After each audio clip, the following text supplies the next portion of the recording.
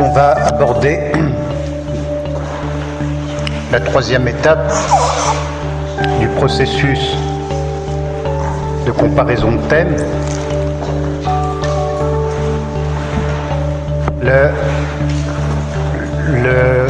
Donc les thèmes composites. Jusqu'à une certaine date, quand j'ai commencé à étudier, ça n'existait pas le thème composite. Personne n'en parlait. C'est quand je suis allé aux États-Unis et que j'ai écumé, tout comme en France d'ailleurs, les librairies ésotériques de la côte ouest, que j'ai découvert des livres en anglais d'astrologie et d'autres choses d'ailleurs, parce qu'il y a beaucoup de choses qui sont en anglais qui ne sont pas traduites en français. Très très riches, très intéressantes et tout. Donc j'ai découvert un livre de Robert Hund qui s'appelait Planets in Composite. Ouais. Et puis quand je suis rentré en France, petit à petit tout le monde s'y est mis. Alors j'étais un des premiers à en parler. J'ai fait une conférence en rentrant des États-Unis sur, je me rappelle, c'était sur le thème de Frédéric Chopin et de George Sand. La musique et la littérature. Et donc j'avais fait le thème composite, comme j'avais appris aux États-Unis. Et petit à petit, tout le monde s'y est mis. Comme toujours, par la suite, quand un courant devient plus vaste, plus reconnu, personne ne dit d'où ça vient, personne ne dit ses origines. Il y a des gens qui font du Rudyard en piquant allègrement dans Rudyard sans dire que c'est Rudyard. Ouais. Par exemple, pour Rudyard, mais il n'y a pas que lui, c'est ce qu'on appelle du plagiat, quoi. Ouais. En musique, c'est pareil d'ailleurs. Il y a des choses comme ça. Donc, voilà, le thème composite. J'ai hésité parce qu'aux États-Unis, il y avait aussi des livres sur ce qu'on appelait le thème mi-espace, mi-temps. J'en ai parlé en début de semaine. Mais donc j'ai hésité entre les deux, bien qu'on puisse faire les deux, ça n'engage à rien. Le thème mi-espace, mi-temps, c'est le thème qui prend, mi-espace, mi-temps, comme son nom l'indique, qui prend la moyenne entre les deux dates de naissance des deux personnes dont on étudie le thème. J'aime pas le terme partenaire, quand on regarde dans les bouquins d'astrologie, de couple et tout ça, même de psychologie, ils disent partenaire. Je sais pas pourquoi j'aime pas ce mot-là. Ça va quand on joue aux cartes ou quand parce que il y a une connotation qui, enfin, je sais pas, ça m'est propre. Il y a peut-être quelque chose à voir là derrière. Donc, j'essaye de trouver un terme qui permette de faire en sorte que ça soit plus subtil. Non ? Si vous avez quelque chose à me proposer. Donc l'autre personne. Compagnon, compagne, mais c'est pas forcément. Mais compagnon, ça peut être. Ça peut être un ami, ça peut être une amie, ça peut être. Donc le thème mi-espace, mi-temps, comme je vous disais, c'est la moyenne entre deux dates. C'est-à-dire la moyenne, c'est-à-dire le mi-point entre les deux dates et entre deux lieux de naissance. Bon, maintenant, l'ordinateur, il fait tout ça, c'est bien. Donc, ce qui fait qu'on a effectivement une nouvelle date de naissance réelle qui correspond à quelque chose de réel, quoi. C'est-à-dire qu'on peut monter le thème pour le lieu qui a été donné par le mi-espace, le lieu moyen entre deux. Voilà, le lieu, et puis on peut monter le thème. Alors, juste en parlant du lieu, ça peut tomber parfois ça dépend évidemment, surtout si on n'est pas né sous les mêmes latitudes ou les mêmes longitudes. Quelqu'un qui est né à Strasbourg et quelqu'un qui est né à Brest, c'est pas la même longitude. Donc, on peut trouver comme ça, dans des relations, un lieu particulier. Alors moi je me suis dit, avec certaines personnes avec qui j'ai monté le thème comme ça, on se retrouvait en Espagne. Alors, je dis bon c'est vrai que je suis espagnol d'origine, mes ancêtres étaient espagnols. Je me dis c'est peut-être une histoire de mes ancêtres quoi. Hein. Et puis mais une autre fois avec une autre personne, on était en plein milieu de la Méditerranée, il n'y avait rien, pas d'île, on était au milieu de nulle part. Quoi. Donc bon.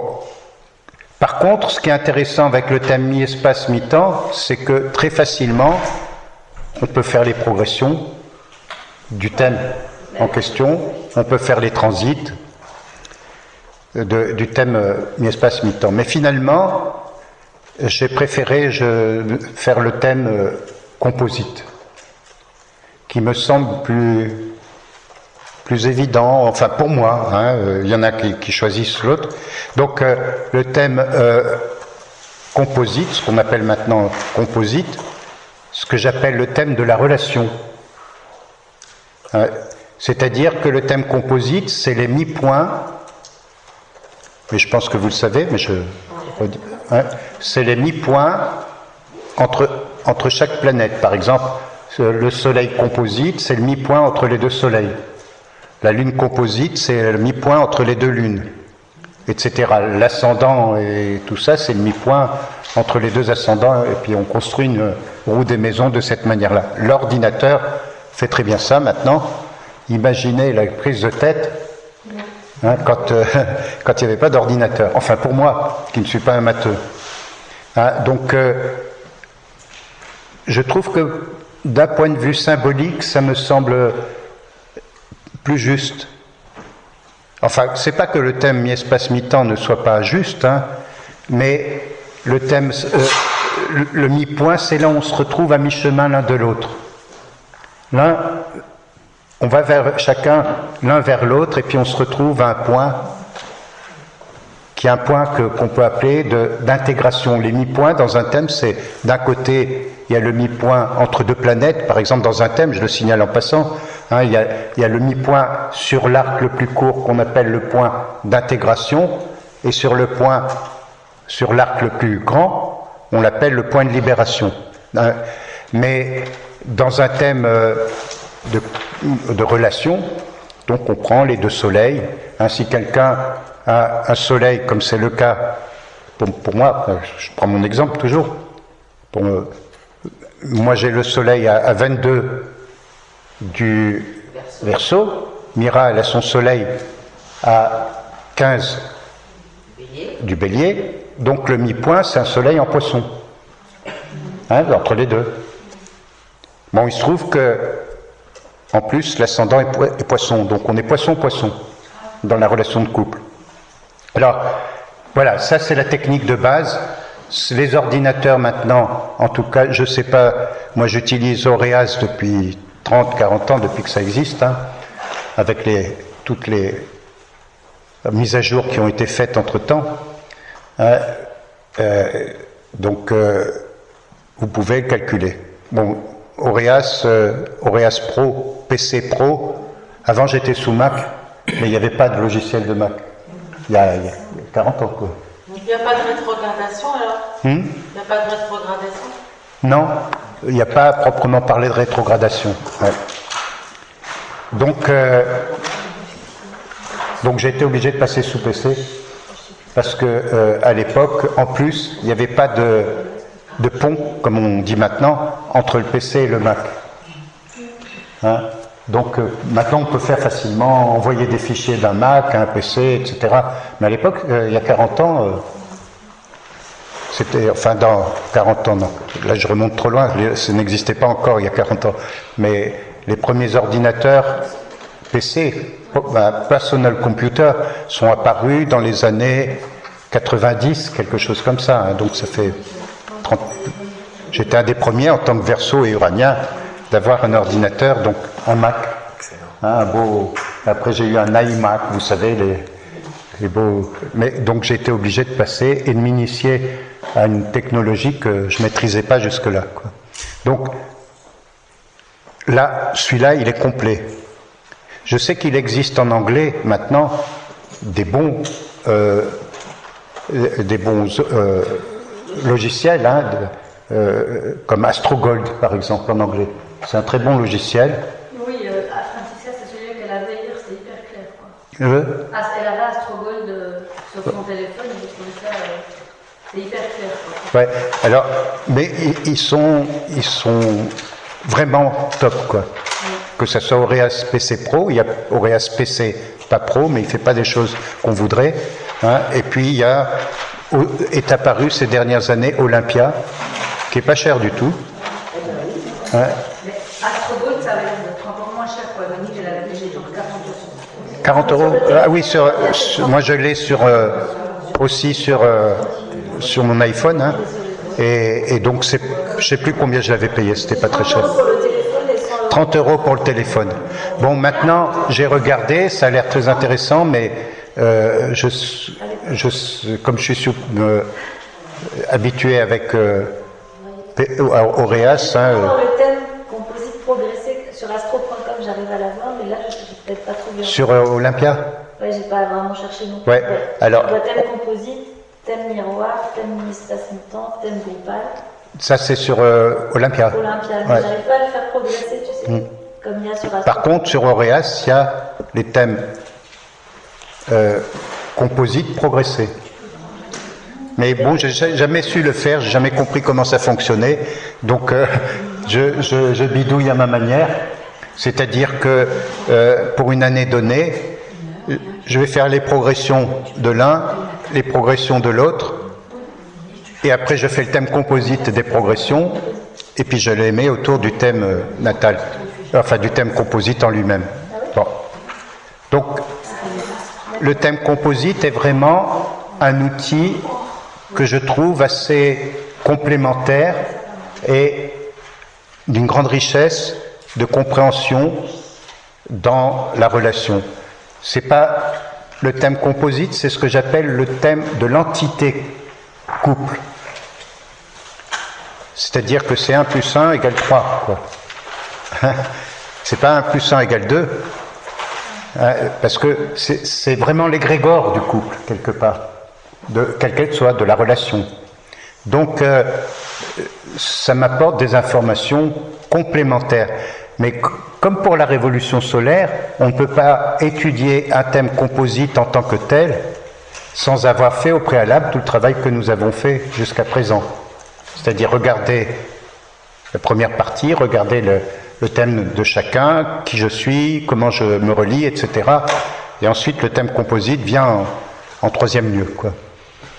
Donc ça, c'est une richesse.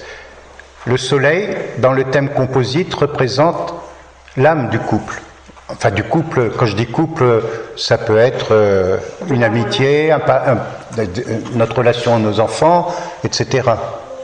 Hein, la lune va représenter la personnalité du couple, la même chose, mais du point de vue de la synthèse, finalement. Le thème composite est une synthèse.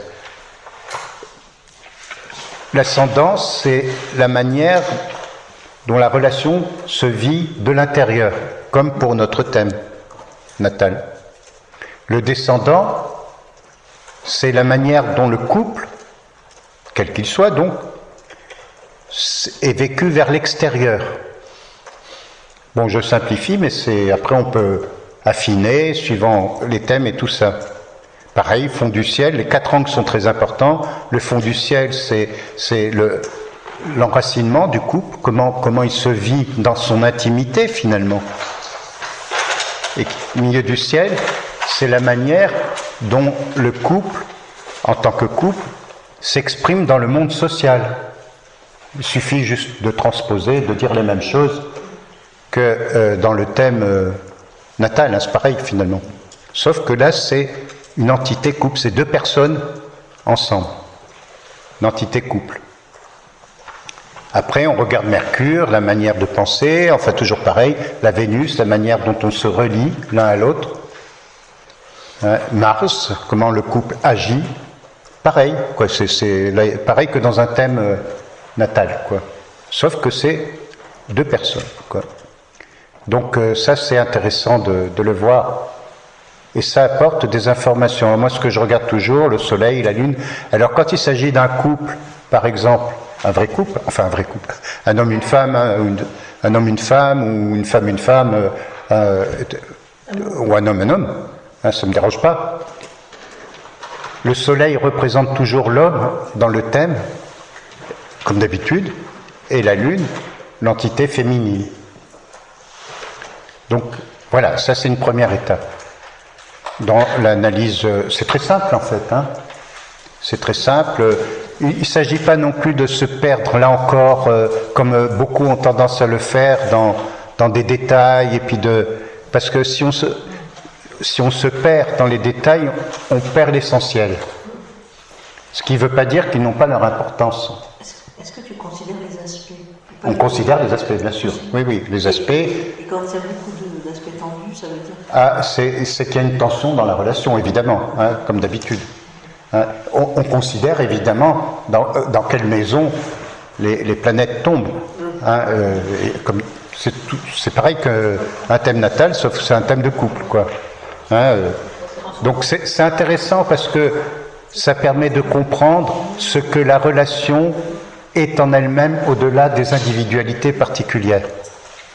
C'est en ça que c'est intéressant et ça montre un peu comment l'entité couple fonctionne, en bien comme en mal.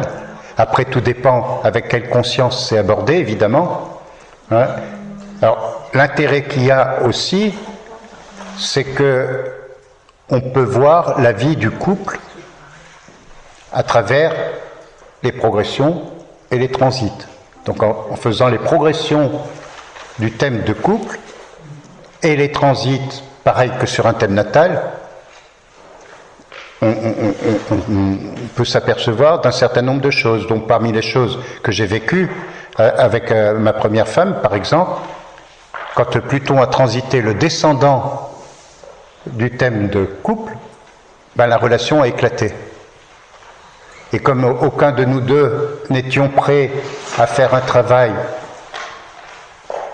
d'ouverture, de transformation, on n'a pas pu se retrouver.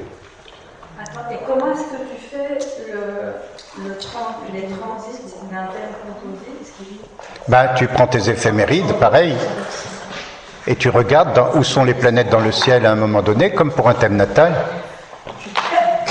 Tes souhaits. T'es heureux.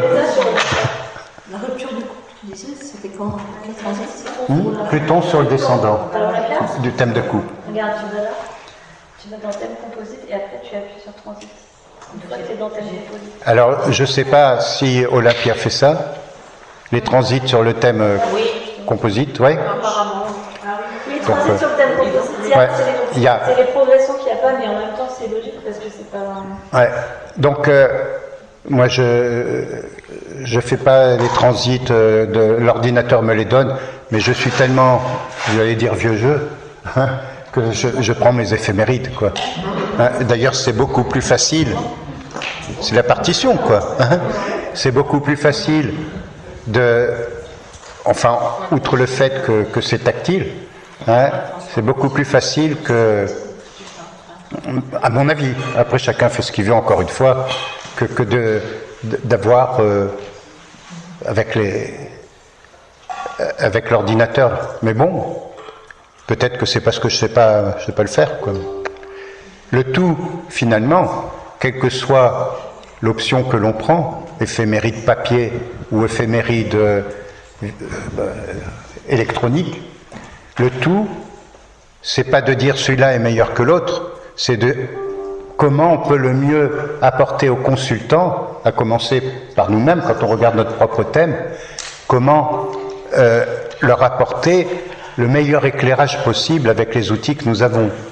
Le but, c'est ça, finalement.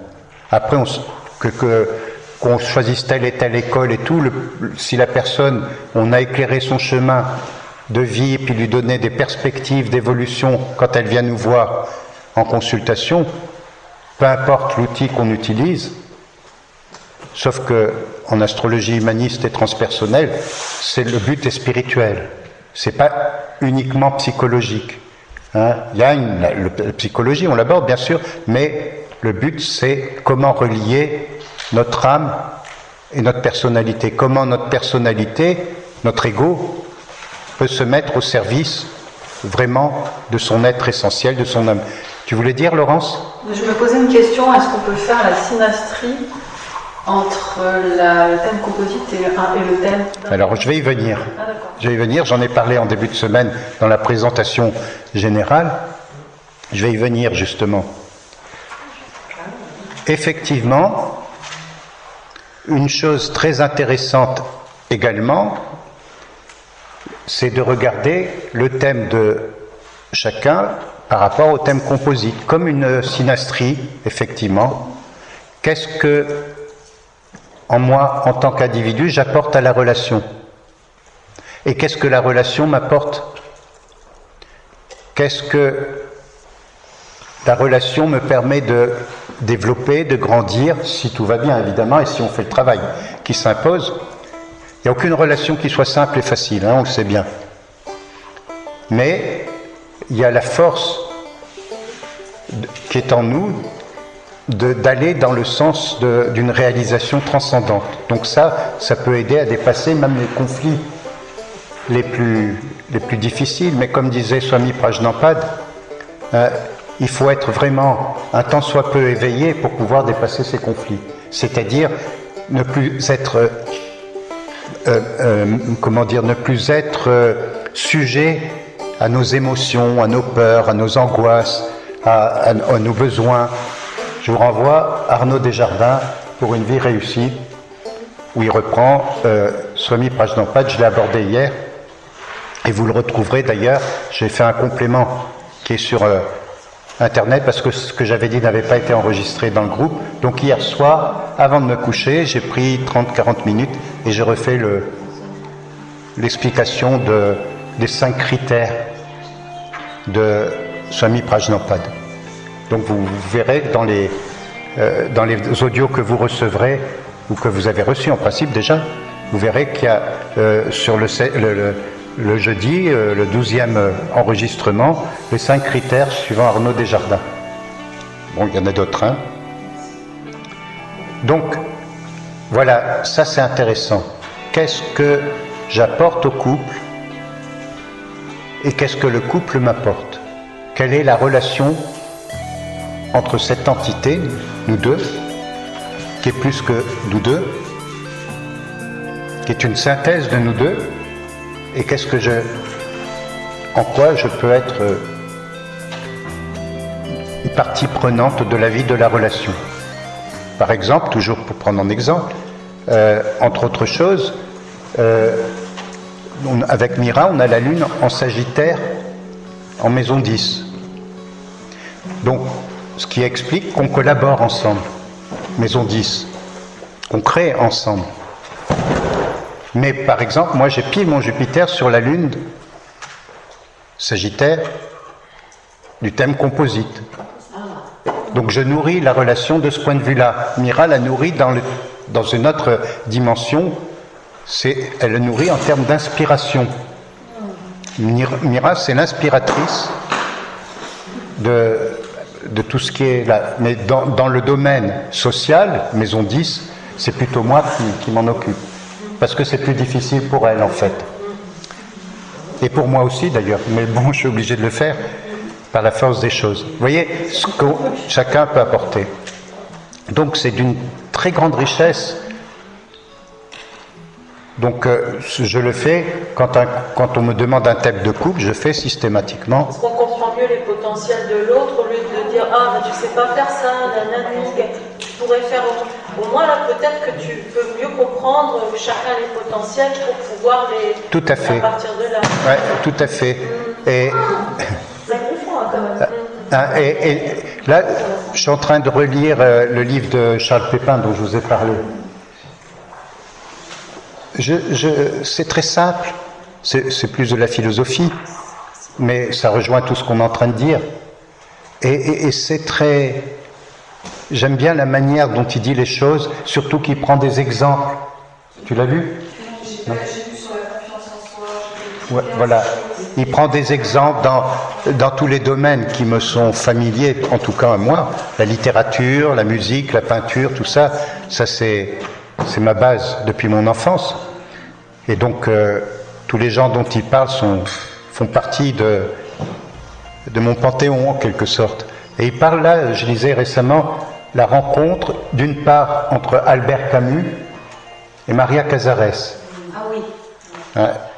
Si vous avez lu la correspondance d'Albert Camus avec Maria Casares, collection folio, je ne sais pas combien, 500 lettres,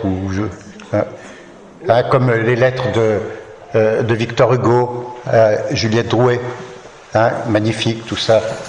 C'est là qu'on peut faire aussi de la comparaison de thèmes, en regardant les thèmes de chacun. Et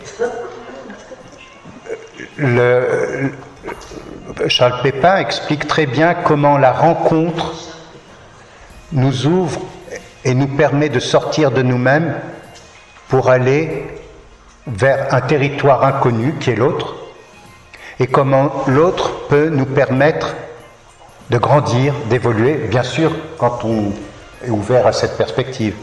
Et Camus disait à Maria Casares dans l'une des lettres, « Sans toi, je n'aurais pas pu, par exemple, écrire L'homme révolté ». Vous n'avez pas lu L'homme révolté de Camus ? Ouais. L'homme révolté est l'homme qui dit non.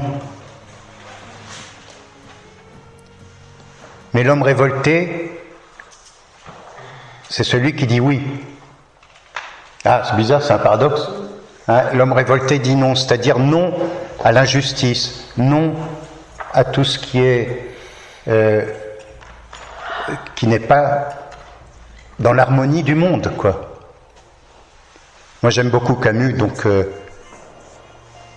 ne serait-ce que par mes origines méditerranéennes en commun, puisque Camus, vous savez, si vous lisez Camus, Nos Atipasa, tout ça, quand même Camus était aussi, il avait une mère espagnole, muette, pas muette, mais illettrée. Et d'ailleurs, Camus raconte que c'était un enfant, la vie, quand il était petit, était difficile pour lui. Parce que sa mère, c'était une femme de ménage, comme souvent les femmes espagnoles, à un certain moment, en France en tout cas, et elle était illettrée. Et Camus a eu la chance, et ça c'est des rencontres effectivement, et c'est intéressant, moi je l'ai regardé dans le thème de Camus, tout ça, il a eu la chance de rencontrer des profs, des instits dans un premier temps, et des profs ensuite, qui ont perçu son potentiel d'enfant défavorisé finalement, et qui ont insisté pour qu'il fasse des études, pour qu'il devienne le grand Camus que nous connaissons. Et donc, ça c'est les thèmes composites, les thèmes de comparaison. Il a fait la rencontre avec Jean Grenier, son prof de philo, et sa vie a changé. Il a fait la rencontre de Maria Casares, qui était la fille d'un gouverneur espagnol pendant la République espagnole, et qui, comme beaucoup d'Espagnols, ont été obligés, les républicains, comme on dit, ont été obligés de s'exiler, et nous avons beaucoup de personnes d'origine espagnole qui sont issues des Français d'origine espagnole, ou même des Portugais par Salazar, il y avait Salazar aussi, la dictature, qui ont fui parce que les parents étaient républicains et qui sont venus en France ou ailleurs, mais en tout cas en France, et ils sont devenus français. Ça, c'est en quelle année Il y a deux exemples. Est-ce qu'il a l'exil Maria Casares? Non, les Espagnols. Ça, c'était en 1937. C'était la guerre civile espagnole. Ça, c'était Franco. C'était Franco. Parce que. Il y a un autre avant. Comment? Avant, c'était la République. Depuis le début du XXe siècle, c'était la République, mais bon, la République espagnole, il n'y avait plus droit, tout d'un coup. C'était quand? Ça, c'était au début du XXe siècle. Donc la République espagnole a duré une vingtaine d'années à peu près. Mais les fascistes Franco, l'armée donc, parce que l'armée était restée loyaliste, comme on dit, enfin elle n'était pas loyaliste puisqu'elle s'est rebellée contre ceux qui avaient été élus, hein, c'est-à-dire les républicains, et ils ont systématiquement assassiné les républicains. Hein. Ernest Hemingway raconte tout ça dans L'Adieu aux armes, par exemple, le film Ernest Hemingway. Hein. Pour moi, la littérature, la poésie, la musique, c'est l'expression de tout ça. C'est comme ça que tu te retrouves avec Rodiard, qui était aussi dans cette justement ce côté composite de la vie, la philosophie, la musique. C'est ça. Parce que des fois, je me permets. Tu peux, oui. Des fois, on a l'impression qu'on ne fait pas forcément de l'astrologie, mais on le fait par cette découverte du monde sous différents regards aussi. Tout à fait. Tout à fait. Pour moi, l'astrologie, c'est encore qu'un outil dans lequel on peut apporter tous les regards des autres. Pour moi, c'est les artistes, hein, de toute façon. Bon, il y a des hommes politiques qu'on peut inclure, mais les artistes sont les médiums entre le ciel et la terre. Hein, et ils nous permettent de nous élever de notre dimension terrestre à notre dimension spirituelle. Moi, à chaque fois que je vais à un concert de musique classique, je me mets à pleurer. Je fonds en larmes. Une fois, j'ai été voir Ravi Shankar jouer avec sa fille Anouchka, mais ça m'a tellement transporté que je pleurais, quoi. Mais de bonheur. Hein, parce qu'il me permettait, à travers sa musique, d'élever ma conscience, quoi, de m'élever. Bon, c'est ça aussi la rencontre. Donc pour revenir à Camus, il a rencontré Maria Casares, fille d'un ministre de la République espagnole, exilée, et qui était devenue comédienne avec Jean Vilar, avec des gens comme ça. Et voilà, ça a été le coup de foudre. Je crois que c'était en 1941. Et donc, Camus écrit dans une des lettres à Maria, il dit: sans toi, je n'aurais pas pu écrire L'homme révolté. Sans toi, L'homme révolté aurait été un livre complètement sans espoir, contre, et toi, tu m'as apporté le côté positif de la vie. Et vous savez, Camus était un homme à femme. Il a eu de nombreuses maîtresses, ce qui est normal souvent chez les artistes. Hein. Toujours la même femme quand même. Il a toujours eu la même femme, mais il a eu... C'est comme Jacques Brel, hein. Oui. Comme Jacques Brel. Mais avec Maria Casares, il a dit « Enfin, je peux me poser ». Hein, donc lisez Charles Pépin là-dessus. Charles, je veux bien parce que je veux dire, tu m'as parlé de ça et j'ai zappé moi le titre. Charles Pépin ? Oui, La rencontre. Et les autres livres d'ailleurs de Charles Pépin. C'est un... j'ai vu sa date de naissance, mais j'ai pas encore eu l'occasion de voir son thème et son heure de naissance. Mais je sais plus, faut regarder. Enfin, j'ai vu comme ça passer sa date de naissance. Il faudrait que je demande sur l'AFDAF. Il avait. Ah ouais, c'est vrai, c'est là que j'ai vu passer. Donc, il faudra que je retrouve. Et c'est quelqu'un qui a un don particulier pour rendre simple, comme vous lisez le livre, c'est tout simple, et pourtant c'est profond. Hein. Il raconte une autre histoire, et ça serait intéressant de voir le thème composite aussi, de la rencontre, cette fois-ci amicale, entre Picasso et Paul Éluard. Vous savez, Paul Éluard, la terre est une orange bleue, un des grands poètes du surréalisme. Et il explique comment Picasso, qui était un sacré égoïste par ailleurs, figé, comme souvent les artistes peuvent l'être, justement parce qu'ils sont complètement pris par leur art, et le reste, sauf qu'il dit Picasso consommait les femmes. Il lui a pris la sienne d'ailleurs. Comment ? Il lui a pas pris sa femme. Non, ça c'est Salvador Dali. C'est qui ? Salvador Dali qui a piqué la femme à Paul Éluard, la première femme. Bon, lisez ce livre, parce que je trouve qu'il est en complète adéquation avec ce qu'on veut dire. Hein? C'est la grande communauté, quoi. Ouais. Pour moi, encore une fois, c'est vrai que je fais plein de références à la littérature, à plein de choses. Et donc, il y a une autre... Quand j'avais regardé, à une époque, j'ai beaucoup écouté Brahms, qui me transporte toujours autant. Hein, Johannes Brahms.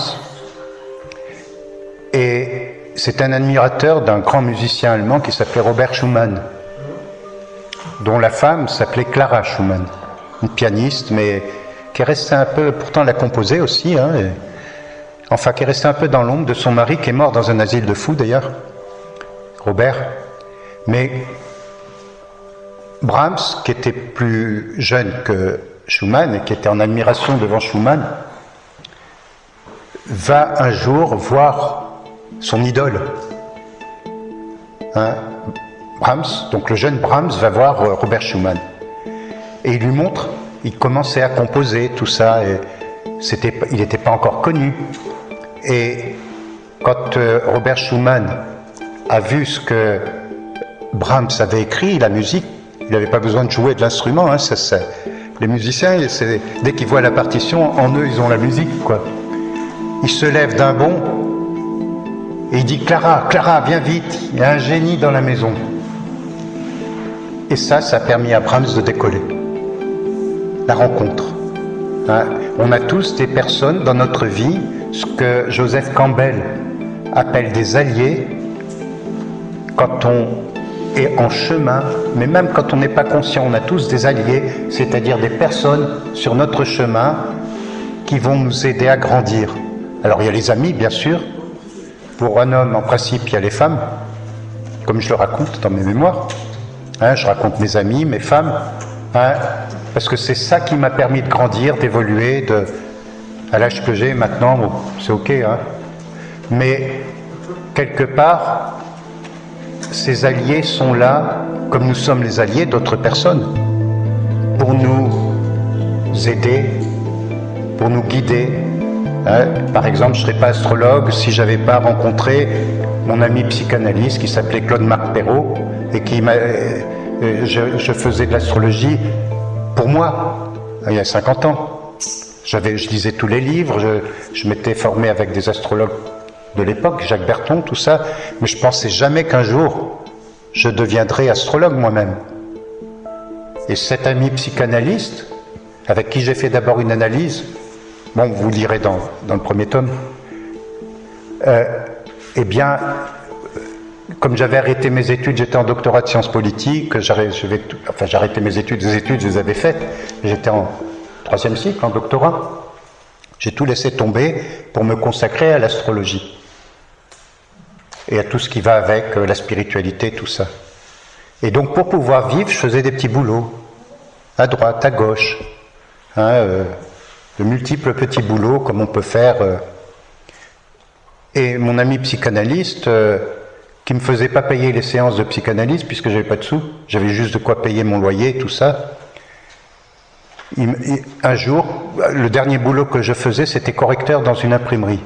En fait, c'était un atelier qu'on appelait à l'époque atelier à façon. C'était des linotypistes, mais vous connaissez plus ça maintenant, qui avaient des grandes machines. Hein, ils tapaient sur le clavier, ils tapaient sur un clavier, il y avait un truc de plomb qui descendait, comment on appelle ça dans le jargon, c'est un saumon. Hein? On appelle ça un saumon dans le jargon. Ouais, on appelait ça un saumon, ouais. Ouais, mais le terme c'était un lingot. Voilà, parce que le terme lingot, tout le monde le comprend. Effectivement, c'était le saumon. Et le saumon descendait progressivement au fur et à mesure qu'il tapait dans une cuve en fusion de plomb, et il sortait des lignes de plomb. C'est comme ça qu'on faisait les journaux. Les journaux, maintenant on fait par ordinateur. C'était des immenses machines, notamment Morgan Thaler. Hein, je ne sais pas si tu connais Morgan Thaler. Hein, et donc moi j'étais correcteur dans cette imprimerie. Il faisait pour des journaux, pour des magazines, parce qu'il n'y avait pas d'ordinateur. Donc tout se faisait avec des lignes de plomb. soit que c'était des typographes, mais ça c'est ce qu'on appelle des linotypistes. Donc j'allais sur le galet, ce qu'on appelle le galet, je récupérais les lignes de plomb encore toutes chaudes, j'allais sur une presse à main et je sortais en papier ce qu'ils avaient tapé, les lignes de plomb. Et je corrigeais, parce qu'ils tapaient tellement vite que parfois il y avait des inversions. Des fautes de français, c'était rare, parce qu'il fallait très bien connaître le français, forcément. C'était rare. Mais bon, et après, je prenais la ligne de plomb qu'il fallait corriger, je leur apportais, je leur disais, voilà, il y a, enfin, le papier, et il me tombait, comme on disait, la ligne de plomb corrigée, puis je la remettais, puis après, j'allais livrer chez les imprimeurs, là où on imprimait, quoi. Et je faisais ça en dernier recours, c'était mon dernier boulot, à mi-temps, parce que le reste du temps, je passais mon temps à faire de l'astrologie. Je rentrais chez moi, j'allais à 6h du matin, je rentrais à 1h, et après ma sieste, et jusqu'à 2-3 heures du matin, je faisais l'astrologie. Les bouquins d'astrologie, et puis tout ce qui va avec. Pendant 24 heures sur 24, et même la nuit, je rêvais de planètes. Les planètes, j'ai vu Uranus qui est venu me parler, j'ai vu Neptune, j'ai vu Pluton, en rêve, qui sont venus me voir.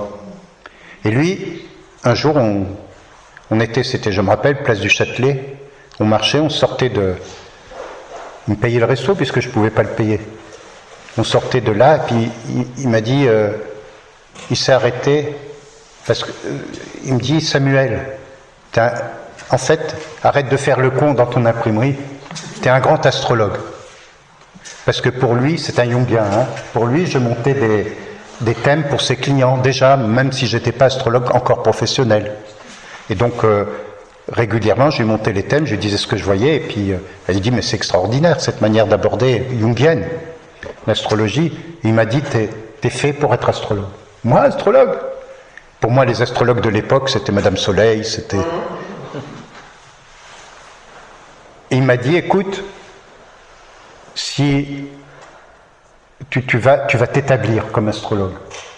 Alors moi, j'avais la trouille, évidemment. Tu vas t'établir comme astrologue. Si tu ne peux pas payer ton loyer, je te payerai ton loyer. Si tu ne peux pas payer ton électricité, je te payerai ton électricité, ton gaz et tout ça. C'est extraordinaire. Voilà un allié extraordinaire. Et donc, il m'a même fait, il savait très bien dessiner et tout, c'était un ancien publicitaire au départ. Il m'avait fait, dommage, je n'ai pas retrouvé ce dessin, j'arrive pas à le retrouver. Moi, à mon bureau, avec plein de livres autour de moi, en train de monter des thèmes. Il me dit, voilà, c'est ça que tu dois faire. Sur le coup, j'ai eu la trouille, quoi. Et puis, au bout du compte, bien sûr, il y avait les transits à ce moment-là qui me disaient que c'était le moment. Eh bien, j'ai eu tellement confiance en ce qu'il m'a dit que je m'y suis mis, j'ai ouvert mon cabinet. Je suis allé voir l'inspecteur des impôts, je lui ai dit, monsieur, il tombait des nues, lui. C'était à l'époque, j'habitais dans le 3e arrondissement à Paris, rue Rambuteau, à côté du centre Pompidou, qui venait d'ouvrir d'ailleurs. Et je vais voir l'inspecteur des impôts, je prends rendez-vous, je vais voir. Lui, il tombait des nues, que moi, qui fait un truc qui n'est pas officiel et tout ça, je débarque chez lui, je lui dis, voilà, je vais ouvrir un cabinet d'astrologue. Quel est le statut qui correspond le mieux? Alors c'est mon vieux fond juriste, légaliste, tout ça. Quel est le statut qui correspond le mieux à ce travail-là? Alors il me dit surtout, ne faites pas une association. Parce que là, les associations de ce type-là, surtout à Paris, il peut y avoir des contrôles, et puis parce qu'un président d'association ne peut pas être salarié de l'association, ou un membre du bureau ne peut pas être salarié. Il me dit, le mieux pour vous, c'est que vous êtes en profession libérale. Donc voilà, je suis profession libérale, comme un avocat, un médecin, tout ça. Mais juste quand j'ai monté les deux thèmes entre lui et moi, et le thème composite, c'était vraiment il avait quoi? Il avait 20, 30 ans de plus que moi, plus même. Donc, il m'a mis sur mon chemin. Après, il y en a d'autres qui sont venus, d'autres alliés, Germaine Ollet et Eden Rudia. Mais lui, vous voyez, la rencontre, c'est un moment extrêmement important de notre vie. Et quand on regarde les thèmes, la comparaison de thèmes entre les deux, le thème composite, le thème, les progressions, tout ça, ce que chacun peut apporter à l'autre, là, mon ami Claude Marc, c'est vraiment un allié. Bon, tout de suite, on s'est reconnus quand on s'est rencontrés, tout ça. Et donc, alors, juste une anecdote. Après, j'ai fait mon chemin, et puis je le voyais de temps en temps. Je m'étais installé en Haute-Savoie, où j'ai créé un groupe. Et un jour, j'étais dans mon chalet, à 3h du matin, j'entends frapper à la porte. Boum, boum, boum. Je me lève en sursaut. Je vais regarder, parce que c'était au premier étage, je vais regarder au balcon, au rez-de-chaussée, personne. Personne. Je descends, j'ouvre la porte, personne. C'était un fantôme. Ouais. Je me recouche, je commence à m'endormir. Boum, boum, boum. Je me relève. Je vais regarder, je vais ouvrir la porte, personne. Puis finalement, il me dit, bon, peut-être que dans mon demi-sommeil, je fantasme. Je me recouche, je m'endors. Le lendemain matin, je reçois un télégramme. À l'époque, vous savez, c'était des télégrammes. Claude Marc décédé. Ah ben j'avais raison. Tu avais raison. C'est incroyable, hein? Il était venu me dire au revoir. Alors quand je raconte ça à des matérialistes, ils ne me croient pas. Hein? Ils me disent, tu t'illusionnes. Non, non, non, j'ai vécu. Et mon père et ma mère m'ont fait des signaux après leur mort aussi, à leur manière. Quoi qu'il en soit, le thème composite permet de voir tout ça. Est-ce que tu regardes dans le thème composite ou dans la synaphrie Juno? Comment? Est-ce que Juno, tu en tiens compte Je ne tiens pas compte spécialement de l'ordre de Chiron, je ne tiens pas compte des astéroïdes. Bien que je ne nie pas. L'épouse. Oui, l'épouse, bien sûr, c'est l'épouse. On peut le mettre. J'ai regardé parfois, effectivement, que ça peut jouer. Mais ce qui me dérange avec les astéroïdes et toute la mode qu'il y a autour des astéroïdes, parce que ça n'existait pas. Il y a 20 ans, il y a 10 ans, ça n'existait pas, les astéroïdes. Enfin, on les utilisait d'une autre manière. Par exemple, les astéroïdes, si par exemple ça va nous donner des indications très spécifiques au niveau. C'est pas les astéroïdes d'ailleurs, c'est les comme Régulus, vous savez, c'est les étoiles fixes, qui sont pas si fixes que ça en fait, mais qui avancent tellement lentement qu'elles paraissent fixes. C'est sûr que là, je regarde ça, les étoiles fixes, pour voir si s'il y a une étoile fixe en conjonction avec une planète individuelle dans le thème. Par exemple, moi j'ai Mars natal, qui est donc le maître mon ascendant, le maître mon nœud sud, donc un Mars important, et l'étoile fixe qui est sur mon Mars, c'est Régulus.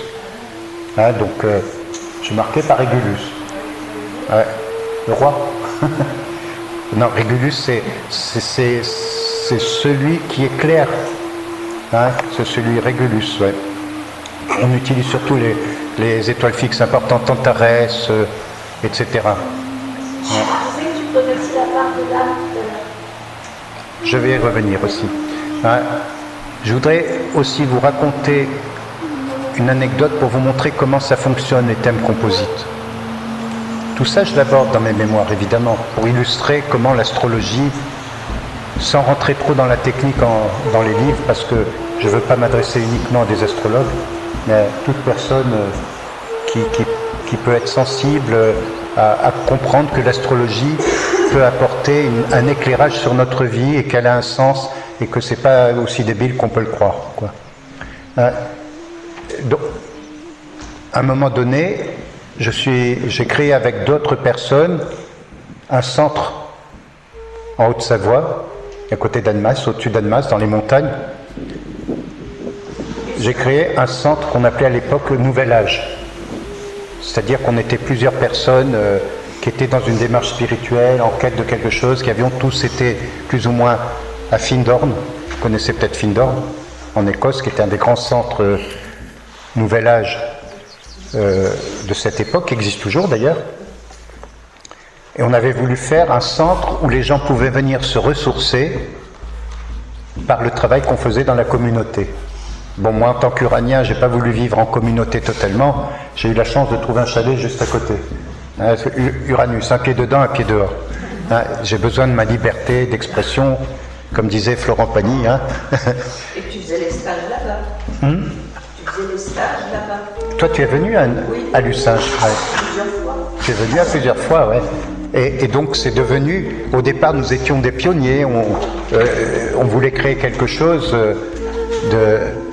d'extra, on était animés par une foi incroyable, comme des pionniers, quoi. Donc j'ai monté les thèmes de chacun, j'ai monté le thème composite du groupe. Hein, au départ on était 5 ou 6, après il y en a une dizaine, puis après par la suite quand le groupe s'est étoffé et qu'il y avait plein de monde qui venait, aussi bien pour les stages que pour tout ce qui était donné par les uns et les autres des membres du groupe. Et puis ça s'est étoffé. Il y a des gens qui demandaient à rentrer dans le groupe. Et à chaque fois que quelqu'un rentrait dans le groupe, qu'on acceptait qu'il rentre, je montais son thème et j'étais obligé de refaire le thème composite du groupe. Hein? Donc à chaque fois, et on se rendait compte, mais il n'y a pas besoin de faire le thème pour le voir, mais le thème permettait de le constater, que l'énergie de la personne qui venait de rentrer avait complètement fait changer l'énergie du groupe tel qu'il était jusque-là. Tu rentres toutes les personnes, les thèmes qui rentrent. Alors à l'époque, il y avait, avant qu'il y ait les ordinateurs, il y avait des petites calculettes. Hein, vous vous rappelez? Des petites calculettes, d'Oreas toujours. Et il y avait un module dans les calculettes où on pouvait rentrer le thème d'autant de personnes qu'on voulait, et lui nous faisait le thème composite. Là, il y a thème vocal sur Olympia. Ça y est, sur Olympia? Et te dit, vous ajoutez des personnes dans plein de lignes. Tu vas chercher dans... Donc on peut faire le thème composite de plusieurs personnes. Donc il y a des logiciels qui permettent de faire ça. Moi je l'ai fait évidemment, et c'est ça qui est intéressant d'abord de le faire pour soi, sur son propre thème, avec nos enfants, ou nous avec nos parents. Moi j'ai fait le thème de mes parents, bon, le thème de ma famille de base, mon père, ma mère, mon frère et moi, et la bonne. Hein? Non, ça c'est Robert Lamoureux, c'est pas pareil. Tu connais? Papa, maman, les bonnes et moi? Bon, bref, on était une fratrie avec mon frère, très liés, par le foot surtout. D'ailleurs, quand il y a des matchs de foot avec mon frère, il habite à Boulogne-sur-Mer, on s'envoie des textos et tout ça. On n'est pas le supporter de la même équipe, mais enfin bon. Mais ça c'est... Bon, bref, j'ai monté le thème composite avec ma famille de base. J'ai monté le thème composite avec mon père, le thème composite avec ma mère, avec mon frère. Comme on peut le faire avec d'autres. C'est extraordinaire ce que ça nous permet de mieux comprendre du sens karmique de la relation que nous avons avec ces personnes. Quelles que soient les difficultés qu'on peut avoir avec eux, du fait de problématiques karmiques, quoi. Mais c'est extraordinaire. Donc le thème composite est vraiment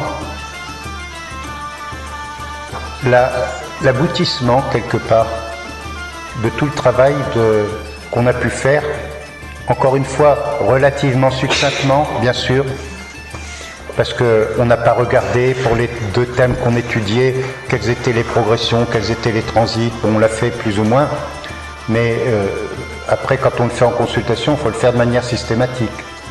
Ouais. Mais bon, mais c'est pour donner, comme je dis toujours, le travail que nous faisons, c'est pour mettre le pied à l'étrier. Après, c'est pour que vous puissiez, vous, dans votre laboratoire personnel, aller plus loin dans cette approche, quoi.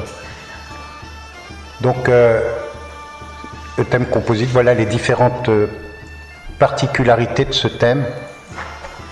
Et quand vous le faites dans un couple, vous verrez tout de suite, quel que soit le couple, vous verrez tout de suite ce qu'il y a de facile à gérer dans le couple et ce qu'il y a de plus difficile. Encore une fois, j'ai rarement rencontré des couples où tout roule. Hein? On va bien pourquoi est-ce que tu dis qu'avec le thème composite, on va voir ce qui est facile ou difficile, puisque on a un thème, tu vois, j'ai l'impression que ça, on voit plus dans la... On le voit dans les deux, mais on voit aussi dans les carrés, les oppositions dans thème composite vont nous donner des informations complémentaires. Ouais. Donc, il y a toujours des carrés, des oppositions, et heureusement finalement. À moins d'être dans un couple statique, hein, comme je disais au début de la semaine, où chacun a sa place qui est bien définie, d'une certaine manière, l'homme est l'homme, la femme est la femme, telle que la société l'a définie, tout ça. Hein, eh bien, à partir de ce moment-là, le thème statique, qui n'est pas érotique, donc, où il n'y a rien qui se passe, si ce n'est que gérer le quotidien, finalement. Mais il peut y avoir d'autres choses, comme tu l'as raconté, toi, avec ton mari, à d'autres niveaux, hein, la nature, tout ça, qui s'exprime. Hein.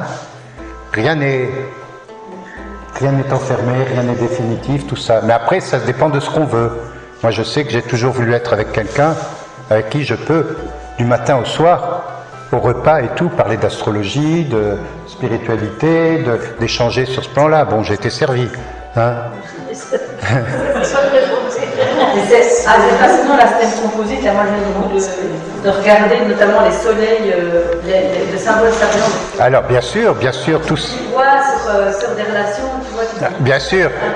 Bien sûr. On fait sur un thème composite tout ce qu'on fait sur un thème natal. On peut regarder les symboles sabiens, on peut regarder, hein, et ça va encore apporter quelque chose de nouveau. Donc, ça, c'est cette étape-là dans laquelle nous allons rentrer maintenant. Et je dis, ne nous mettons pas la pression, puisque nous avons programmé, hein, déjà au moins 3 soirées où on continuera à avancer pour pleinement profiter du travail qu'on aura fait cette semaine, quoi. Enfin, c'est-à-dire pour aller encore plus loin. Est-ce qu'il y a des questions? Ou ça semble clair, ma présentation? C'est clair? Alors, évidemment, ce que j'aime aussi, c'est les ponts que je fais entre, pas uniquement l'astrologie, mais aussi avec les personnes qui nous ont inspirés, que ce soit un livre, un film, que ce soit un philosophe, bon, bien sûr, des gens qu'on rencontre dans notre vie. Hein. Ça, c'est important. Hein. Quand j'ai regardé le thème d'Henry Miller, l'écrivain américain Henry Miller, moi, je ne croyais pas à tout ça avant. Enfin, d'une manière surréaliste, je disais, comme les surréalistes le voyaient. Hein. J'étais très surréaliste dans mon adolescence, et donc c'était, vous savez, les surréalistes, c'était André Breton, Paul Éluard, Salvador Dali, bien qu'il était exclu. Hein, il y avait Michaud, mais lui, il ne faisait pas trop partie des surréalistes. Mais Michaud, et il était un compagnon de route, quoi. Hein, Henri Michaud, hein, plein d'autres. Donc c'est eux qui nourrissaient dans le côté socioculturel dans lequel j'étais, qui nourrissaient ma part de merveilleux que je ne trouvais pas à l'école, que je ne trouvais pas à l'école, le merveilleux, ça n'existe pas. Hein. Et donc, c'est la littérature, la musique, la poésie qui m'ont permis de faire vibrer cette corde-là, mais je ne savais pas que ça pouvait aller encore plus loin, quoi, vraiment. Mais après, quand je suis rentré en spiritualité, comme on dit, c'est vrai que les surréalistes en parlaient, que Balzac en parlait. Vous n'avez pas lu La peau de chagrin de Balzac? Hein? Il y a longtemps. Il y a longtemps, oui. Il parle. Balzac, il était branché, hein, quelque part. Hein, il faisait partie, pas lui, mais de ce qu'on appelait le club des hachichins. Hein, le club des hachichins, c'est important pour votre culture de connaître ça. Si un jour vous présentez la question pour un champion, où tout le monde veut prendre sa place. Hein, le club des hachichins, c'était un club d'écrivains, de poètes, qui se réunissaient régulièrement pour fumer des pétards, quoi. Hein, et pour pouvoir évoquer, parce que le pétard, quand il est vécu comme je l'ai dit, hein, comme une ouverture sur les autres plans de conscience, sur les états différents de conscience, eh ben, ça nous ouvre de nouveaux horizons, pas dans la fuite et tout ça comme on le fait maintenant, quoi. Hein, mais il y avait Théophile Gautier, il y avait Gérard de Nerval. Alors j'adore Gérard de Nerval. El Desdichado. Vous connaissez? Je suis le sombre, le ténébreux. Hein, il y avait Alexandre Dumas.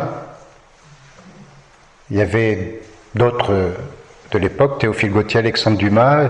Je crois que Victor Hugo a fait un petit tour aussi. Alors Victor Hugo, vous savez, il était dans une grande spiritualité. Ça, je l'ai écrit dans la préface du tarot de l'Ange Liberté, qui est consacré à Victor Hugo, un tarot consacré à un poème de Victor Hugo qui s'appelle l'Ange Liberté. Quand vous lisez les écrits d'universitaires sur Victor Hugo, jamais il en parle de cette dimension-là, de spiritualité. Alors qu'il suffit d'ouvrir les contemplations, il suffit d'ouvrir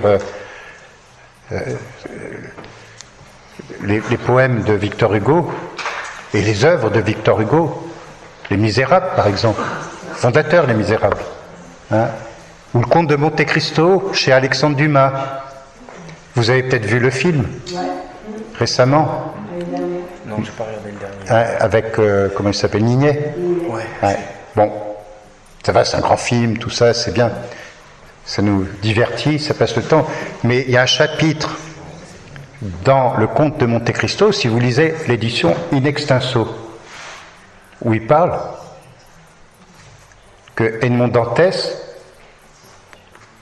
prenait à la petite cuillère du hashish, et il y a tout un truc sur le hashish. Mais ça, on n'en parle pas. Hein, de même que Les Portes de la Perception d'Aldous Huxley.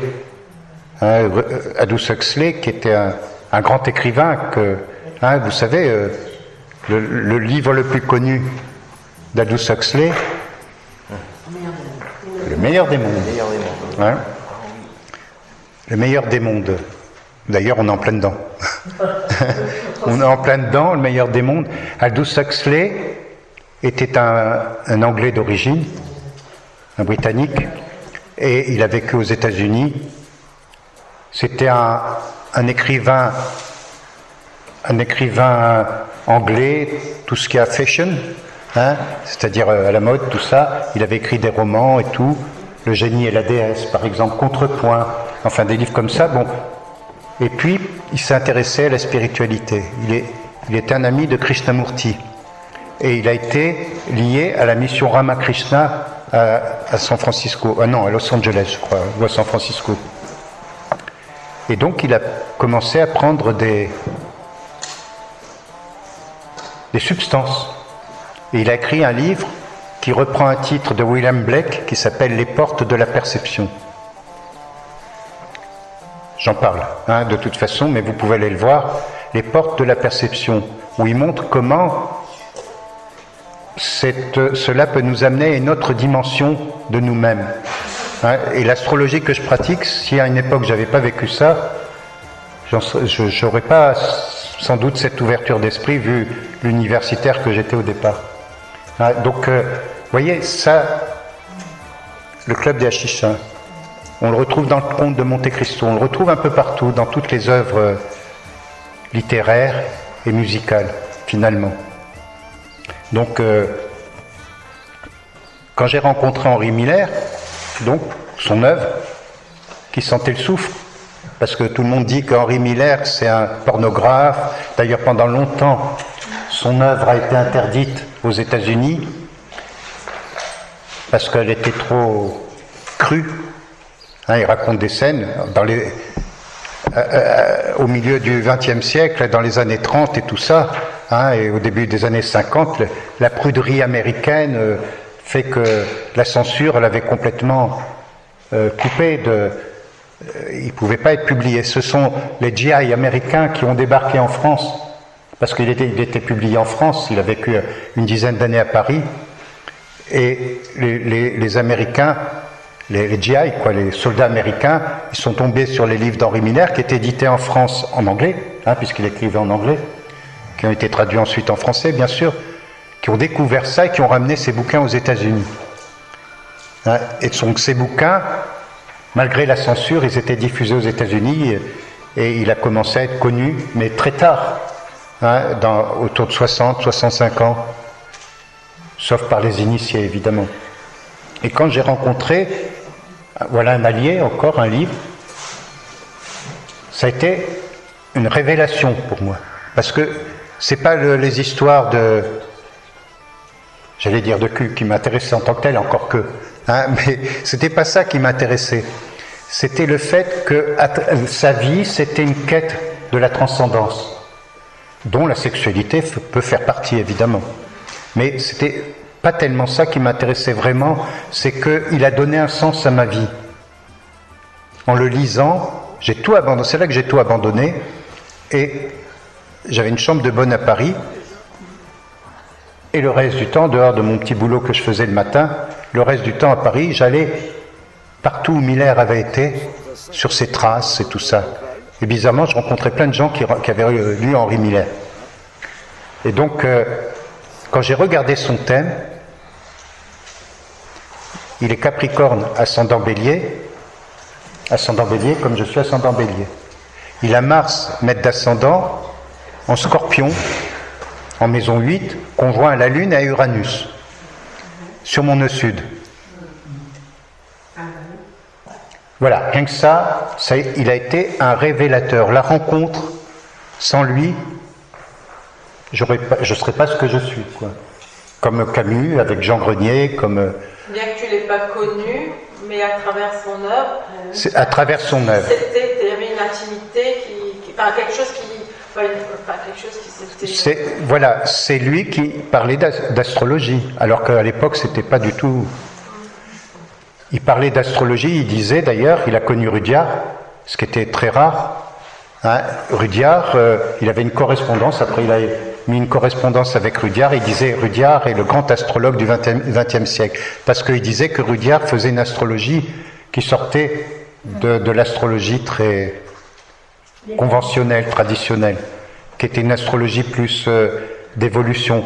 Mon premier manuel d'astrologie, d'interprétation, c'est un livre que vous pouvez peut-être encore retrouver, de Jacqueline Langman, qui était une astrologue à Paris, que Miller avait consulté, qui a écrit un livre qui s'appelle Henri Miller et son destin, un livre d'astrologie où elle analyse d'une manière assez conventionnelle le thème de Miller, en disant voilà, il a telle planète à tel signe, avec tel aspect, ça signifie telle chose. Et Miller a mis des notes dans le bouquin pour dire ah oui, voilà, c'est lui qui m'a parlé en premier de Krishnamurti, de Vivekananda, de d'autres encore. Je suis allé voir. Et c'est comme ça que j'ai commencé l'astrologie, parce que Miller en parlait.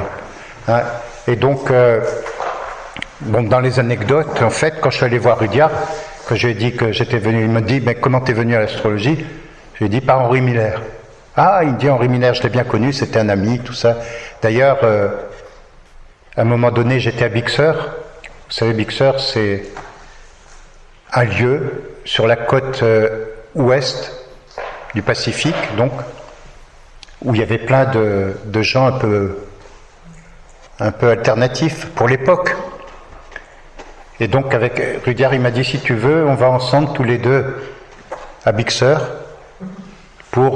avec sa femme et ma femme de l'époque, hein, et on y va en pèlerinage, toi il dit pour Miller, et puis moi parce que en pèlerinage de ce que j'ai vécu. Donc on est allé à Bixeur ensemble, avec Rudyard, et donc on a fait tout un périple, quoi. De San Francisco, il y a quand même 200 km à peu près, ou 250. Et on est passé à un moment donné en revenant dans une ville qui s'appelle Carmel. Donc Clint Eastwood avait été le maire pendant un temps. Ouais. Et donc on est allé, Rudyard me dit, tiens, je connais une librairie ésotérique, là, on va aller voir. Donc on a été dans une librairie ésotérique avec Rudyard, et puis il me montre un livre qui s'appelle L'Initié, de Cyril Scott, je crois, ou de quelqu'un d'autre. Enfin, il m'a parlé d'un musicien, un compositeur, peut-être tu le connais, qui s'appelle Cyril Scott. Qui a écrit un livre sur la musique. Mais c'est un musicien, mais ésotérique, un peu comme Eric Satie. Voilà. Je connaissais pas, il m'a fait découvrir Cyril Scott et tout ça. Bon, Eric Satie, je connaissais évidemment. Et vous voyez, comme j'ai regardé le thème composite, j'ai regardé Rudyard, il est Bélier, je suis ascendant Bélier, il est ascendant Sagittaire sur mon Jupiter, enfin. Donc il m'initie, il me donne le sens. Il a sa lune en Verseau, là où j'ai mon soleil. Rien que ça fait qu'une relation extraordinaire qui se met en place, quoi. Donc ça, c'est un grand allié, et plus qu'un allié, bon, c'était un ami aussi, mais c'était aussi mon mentor. Parce qu'on rencontre des alliés, on rencontre des mentors aussi. L'allié, c'est celui qui nous aide. Le mentor, c'est celui qui nous guide. Un allié, c'est un ami, c'est quelqu'un un bouquin. Et un mentor, c'est celui qui va nous guider. Voilà. Donc regardez bien tout ça, ça va donner une perspective de la relation qui est très importante et qui est très enrichissante et qui permet une compréhension d'une relation ou d'un groupe de relations, quel qu'il soit, et qui permet vraiment d'aider les personnes qui viennent, à commencer par nous-mêmes, évidemment, à commencer par nous-mêmes. Et après, comment on vit ça, c'est... Quand on dit qu'avec Mira, on est poisson, ascendant poisson, tout de suite, les gens ils disent « Ah, vous êtes très fusionnel, tout ça ». C'est vrai qu'on l'est, hein, mais c'est une communion plus qu'une fusion, quoi. Mais c'est inscrit, quoi. Vous voyez, donc des témoignages, tout ça, peuvent permettre d'aller toujours plus loin dans cette quête. Donc le travail de vacances aussi, mais on va commencer à l'aborder, bien sûr, ça sera de faire ce qu'on n'aura pas pu faire pendant la semaine et qu'on abordera dans les ateliers. Donc, au fur et à mesure, on approfondira, on ira plus loin. C'est sûr que par rapport à ce que je faisais avant je faisais un séminaire, c'était terminé, chacun rentrait chez soi. Mais là, j'ai pas envie qu'on reste sur notre faim. J'ai envie qu'on aille toujours plus loin. C'est du temps, c'est l'énergie, mais je ne veux pas vous laisser comme ça le bec dans l'eau, en quelque sorte. Oui, mais c'est arrivé à ce stade-là que je me dis, j'ai 77 ans quand même. J'ai quelques problèmes de santé. Je ne sais pas comment ça va se passer, enfin, je sais que ça va bien se passer, quoi qu'il arrive. Mais j'ai envie de donner le meilleur avant de partir. Donc voilà, la présentation de cette phase-là. Mais vous verrez, c'est merveilleux. Des questions ? Bon, ceci dit, sur les anecdotes, je pourrais en raconter des tonnes au bout de... C'est là-dedans. Oui, c'est dans le bouquin. Oui. C'est dans les bouquins. Et il a le troisième, là je vais m'y mettre tout le mois d'août. Et quand je m'y mets, c'est 24 heures sur 24, parce que le reste du temps, je suis tellement pris par les consultations, les cours, les séminaires en visio, tout ça, et puis la vie, quoi, de tous les jours, qui demande quand même aller faire les courses, manger, préparer à manger, tout ça, il faut bien le faire, quoi. Hein? Des fois, je me dis, j'aimerais bien me nourrir de prana seulement. Hein? Comme ça, on gagnerait du temps. Mais bon, on n'en est pas encore là. Donc, le 3e tome... Tu le fais épais, hein. Le 3e tome. Tu le fais épais. Il sera assez épais. Ce sera l'aboutissement, quoi. L'aboutissement de tout ce chemin. Et donc, voilà, qui démarre avec Mira, en fait. Et avec une nouvelle lune progressée. Il y a 23 ans exactement. Avec Mira, on se connaissait déjà depuis 40 ans. Enfin, on se connaît depuis 40 ans. On a eu une histoire quand elle avait 20 et quelques années, mais ça s'est pas fait. Parce que on avait des choses à vivre encore chacun de notre côté. Et quand on s'est retrouvés, vous verrez, dans le 3e tome. Bon, voilà. On fait une petite pause, hein, que je puisse respirer un peu. Et puis on va commencer tranquillement, toujours dans le temps imparti malgré tout, à faire le thème composite. À moins que vous ayez une suggestion particulière. Hein, parce que moi je suis ouvert. Hein. Et c'est ça qu'on va faire. Là, on va faire des thèmes composites. Demain matin, on va faire des thèmes composites. Demain matin, une première partie de la matinée, on va essayer d'avancer encore un peu. Et la deuxième partie, c'est ce qu'on appelle restitution, que les Anglais appellent feedback, hein, auquel je tiens, c'est-à-dire qu'on fait, comme on a fait au début de la semaine, tu étais là la dernière fois, donc on fait notre tour de piste, d'une part pour partager ce qu'on a vécu dans la semaine, comment on l'a vécu, chacun à sa manière, et puis vous irez voir votre mortel, on dit en anglais, votre protégé, la personne dont vous êtes, le bol vous a permis de, hein, voilà. Et puis devoir de vacances, comme je vous ai dit ce matin, devoir de vacances, faire le topo par rapport à la question que vous êtes posée, la planète en signe, en maison, dans tel degré. Symbole sabian. Chacun fait un petit devoir, un compte-rendu. Parce qu'on n'aura pas le temps non plus d'aborder tout ça. Et donc ça, on l'abordera dans les ateliers. Je pense que ça va nous prendre tous les mois de toute l'année. Bon, pause. Comme disait Stéphane Collaro, pub.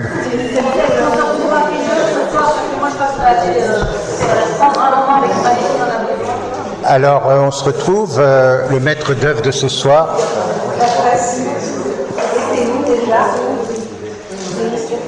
Hey. Attila, elle te demande à quelle heure on se retrouve. À partir de 19h. Moi j'y serai, j'attends tout le monde. Il y aura 3 tables. Et c'est où? C'est Archambault, à Tonac. Archambault à Tonac, c'est en plein milieu. T'étais venu l'année dernière? Ouais, ils sont 300 habitants, on ne peut pas le dire.